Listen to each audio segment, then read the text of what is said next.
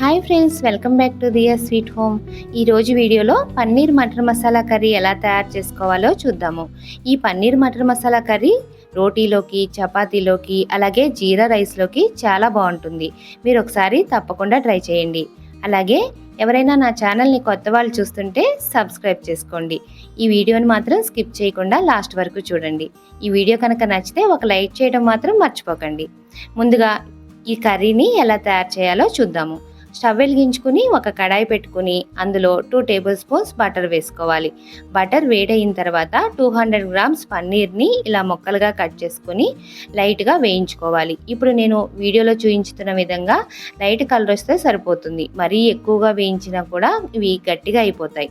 ఇప్పుడు వీటిని వేరొక బౌల్ తీసుకుని అందులోకి హాట్ వాటర్ వేసుకుని అందులో కొంచెం సాల్ట్ వేసుకుని మనం ఇప్పుడు వేయించి పెట్టుకున్న ఈ పన్నీర్ ముక్కల్ని ఈ హాట్ వాటర్లో వేసుకోవాలి.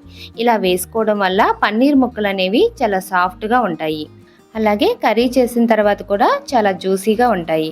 ఇప్పుడు వీటిని పక్కన పెట్టేసి అదే కడాయిలో మరొక టేబుల్ స్పూన్ నూనె వేసుకుని వేడయిన తర్వాత అందులోకి ఒక పెద్ద సైజు ఉల్లిపాయని ఈ విధంగా కట్ చేసి వేసుకోవాలి. అలాగే 1 ఇంచు అల్లం ముక్కని కట్ చేసి వేసుకొని ఒక 7-8 వెల్లుల్లి రెబ్బలను కూడా వేసుకోవాలి. ఇవి లైట్ గోల్డెన్ కలర్ వచ్చే వరకు వేయించుకోవాలి. ఆ తర్వాత ఇందులోకి 2 టమాటాలను కూడా కట్ చేసి వేసుకోవాలి. పెద్దవైతే 2 తీసుకోండి, మీడియం సైజు అయితే ఒక 3 తీసుకుంటే సరిపోతుంది. టమోటా ముక్కలు వేసినాక వీటితో పాటు 2 పచ్చిమిరపకాయలు కూడా వేసుకోవాలి. ఆ తర్వాత ఇందులోకి లైట్గా కొంచెం ఉప్పు వేసుకుంటే మనకి టమోటా ముక్కలు అలాగే ఉల్లిపాయ ముక్కలు అనేవి చాలా త్వరగా మగ్గుతాయి. ఇలా టమోటా ముక్కలు సాఫ్ట్గా అయిన తర్వాత మనకి స్టవ్ ఆఫ్ చేసేసుకొని వీటిని పూర్తిగా చల్లారబెట్టుకోవాలి. ఇవి పూర్తిగా చల్లారిన తర్వాత ఒక మిక్సీ జార్లో వేసుకొని ఇలా మెత్తగా గ్రైండ్ చేసుకోవాలి. ఇప్పుడు ఈ పేస్ట్ని పక్కన పెట్టేసి ఇప్పుడు అదే కడాయిలో 1 టేబుల్ స్పూన్ బటర్ వేసుకోవాలి.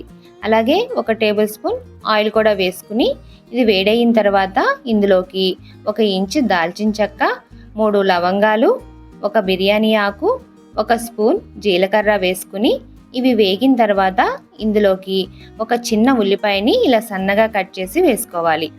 ఈ ఉల్లిపాయ ముక్కల్ని లైట్ గోల్డెన్ కలర్ వచ్చేంత వరకు వేయించుకోవాలి.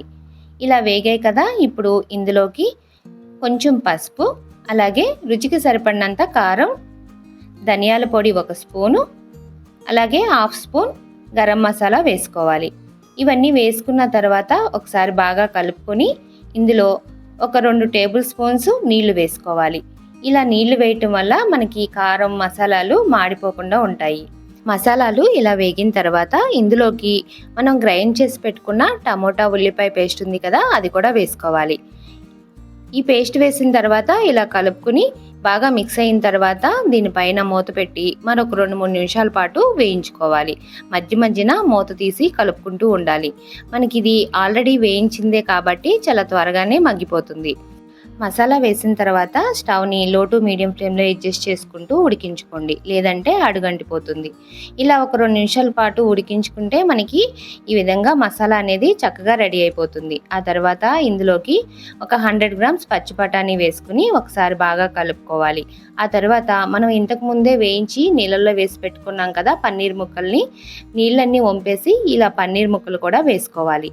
పన్నీర్ ముక్కలు వేసిన తర్వాత ఒకసారి బాగా కలుపుకొని తర్వాత ఇందులోకి రుచికి సరిపడినంత ఉప్పు వేసుకోవాలి. ఉప్పు అనేది మనం ఇప్పటి వరకు వేయలేదు కదా, ఇప్పుడు వేసుకొని ఒకసారి కలిపి ఇందులో ఒక చిన్న గ్లాసు నీళ్లు పోసి మరొకసారి కలుపుకొని మూత పెట్టి ఒక 3 లేదా 4 నిమిషాల పాటు మీడియం ఫ్లేమ్లో ఉడికించుకోవాలి. మధ్య మధ్యన మూత తీసి కలుపుకుంటూ ఉండాలి. ఇలా ఒక 3-4 నిమిషాల తర్వాత కర్రీ అనేది చక్కగా ఉడికి ఆయిల్ ఇలా పైకి తేలుతుంది. ఇప్పుడు ఇందులోకి 1 స్పూన్ కసూరి మేతిని ఇలా పొడి చేసి వేసుకోవాలి. అలాగే 2 స్పూన్లు ఫ్రెష్ క్రీమ్ వేసుకోవాలి. మీ దగ్గర ఫ్రెష్ క్రీమ్ లేకపోతే పాల మీద మేగడనైనా సరే ఈ విధంగా క్రీమ్లా చేసుకొని వేసుకోండి, టేస్ట్ చాలా బాగుంటుంది. ఇలా వేసిన తర్వాత ఒకసారి బాగా కలుపుకొని 1 నిమిషం పాటు ఉడికించుకొని స్టవ్ ఆఫ్ చేసేసుకొని ఒక సర్వింగ్ బౌల్లో తీసుకుని సర్వ్ చేసుకోవడమే. ఎంతో టేస్టీగా ఉండే పన్నీర్ మటర్ మసాలా కర్రీ ఎలా తయారు చేయాలో చూసారు కదా. ఇది మీరు తప్పకుండా ఇంట్లో ట్రై చేసి మీకు నచ్చింది లేనిది నాకు కామెంట్ సెక్షన్లో తెలియచేయండి.